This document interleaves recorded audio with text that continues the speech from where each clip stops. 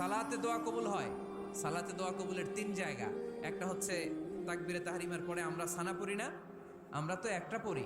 আল্লাহর হাবিব সুন্নাহ এবং নফল নামাজে আরো পড়তেন সানা, ওই দোয়া কবুল হয়। দুই নম্বর জায়গা সালাতে সেজদায় পড়ে দোয়া করলে কবুল হয়। আকরাবু মা ইয়াকুনুল আবদু মির রাব্বিহি ওয়া হুয়া সাজিদ ফাকসিরু ফীহি দুআ। বান্দা যখন সেজদায় লুটিয়ে পড়ে, বান্দা আল্লাহর সবচেয়ে কাছে চলে যায়। কিন্তু বিশ্বনবী বলে, সেজদাটা তোমার রবের কুদরতি পায়ের উপরে পড়েছে।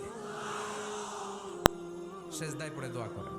সালাম ফিরানোর আগে বিশ্বনবী দোয়া করতেন, লা ইউসাল্লিমান্না আহাদুকুম হাত্তা ইয়াতাআওয়াযা মিন আরবা'a। আল্লাহর হাবিব বললেন, চার জিনিস থেকে পানাহ না আছে আমার কোন উম্মত যেন সালাম না ফিরায়। তারা যেন পড়ে, আল্লাহুম্মা ইন্নী আউযু বিকা মিন আযাবিল কবর, আউযু বিকা মিন আযাবি জাহান্নাম, আউযু বিকা মিন ফিতনাতিল মাহইয়া ওয়াল মামাত, আউযু বিকা মিন ফিতনাতিল মাসিহিদ দাজ্জাল। আল্লাহ কবরের আযাব থেকে বাঁচাও, আল্লাহ জাহান্নামের আগুন থেকে বাঁচাও, আল্লাহ জীবন মরণ